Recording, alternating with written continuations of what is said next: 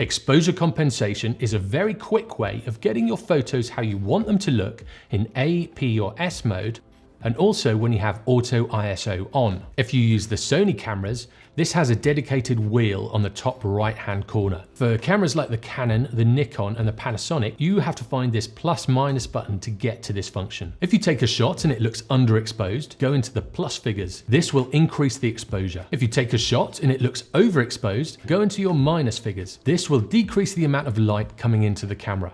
And that's about it. If you shoot in the P, A or S mode, use exposure compensation to quickly dial in your shot. Then you'll have control of the camera and not the other way around. If you want to see more videos, subscribe and make sure you turn on notifications for weekly updates. I'll see you in the next one.